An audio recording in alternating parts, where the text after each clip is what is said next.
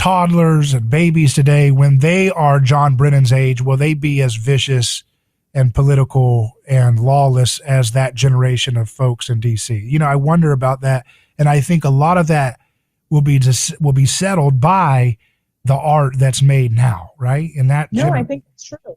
I think you're totally right. And I mean, it's that meme, right? It's the strong men create good times create weak men create bad times create strong men. I think is the meme, and I think it's absolutely true. And we're in that cycle. I mean, and it's going to get worse before it gets better. I say that all the time. And again, I'm not trying to bum everybody out, but I think on the other end of that, exactly what you're saying, younger generations are going to see this era, and I think they're going to see it more clearly than even we do right now. Do you think it could change? Do you think we're going to have to go through, because you got a lot of boomers doing a lot of the nonsense, the lawlessness, the anarcho-tyranny in DC.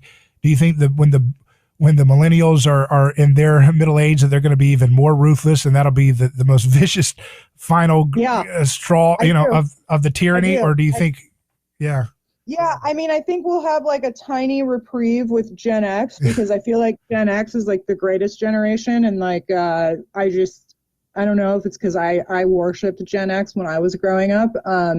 But I feel like we're going to have, of course, none of them actually are going to do anything as far as being in government. I mean, right. Talk about a generation that's not going to be participating in government. But I think the millennials are going to be horrific little tyrants that are, just morally deficient, neurotic freaks that they are now. And hopefully the younger generations come up and I've got a lot of hope in the, whatever this is, Gen Z and like all of that. I think that the Zoomers are going to have to save us. Yeah. Or the one after, the Generation Alpha. Right. So you got to wonder if perhaps the art that we make today could be, the Star Wars, the inspiration for young kids to come to say, hey, wait a second, I don't want to live in this hellhole where people are being canceled for breathing and you can't do this. You have to eat vegetable sludge. It's a hellscape. I'm counting on it. I mean, I can tell you some of the projects I'm working on right now are definitely fairly controversial and are not exactly even things that, plot against the president. It's very political. It's something that pretty much most people can get behind. I'm working on some stuff that's going to be, I think, very appealing to a youthful audience that just wants to see art with no rules. And that's how art was always supposed to be. That's what was appealing about it to every generation. And that's why I just think the culture war is actually going to be easier one than people think, because they're turning in on themselves. Rules don't work for rebelliousness, and rebelliousness is what's exciting about art. I mean, there's also quality, right? That's the other thing. It can't just be rebellious.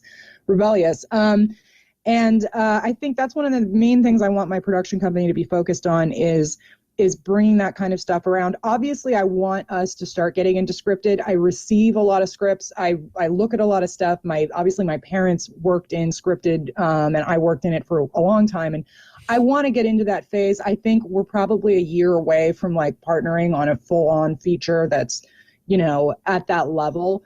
But in the meantime, I think there's still definitely a lot of documentaries and a lot of very, very unique things that I'm hoping to bring to the world soon.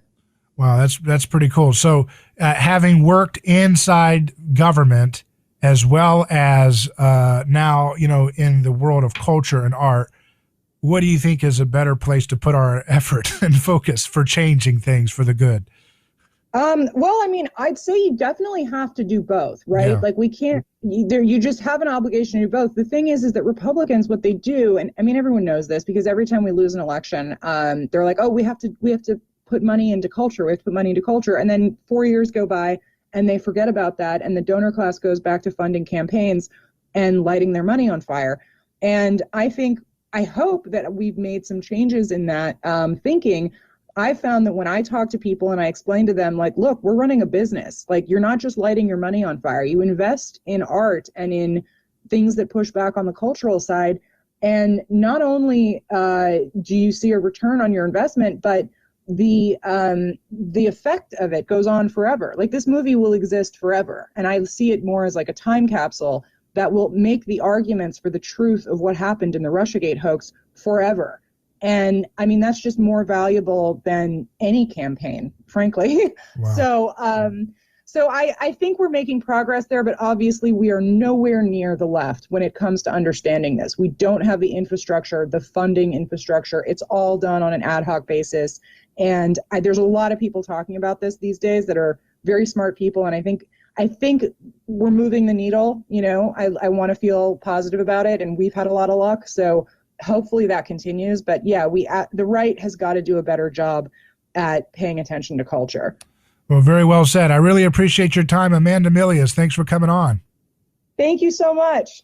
And check out The Plot Against the President, which, again, as she mentioned, was blowing up all over this last year and continues to be a very important film to take a look at. So that's it for A Neighbor's Choice, folks. Remember, you can email me hello@aneighborschoice.com. That's hello@aneighborschoice.com. You got to get into art, got to get into culture, got to make good stuff.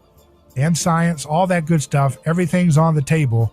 It's time to build the world we want to be in. I'm David Gronowski. Godspeed.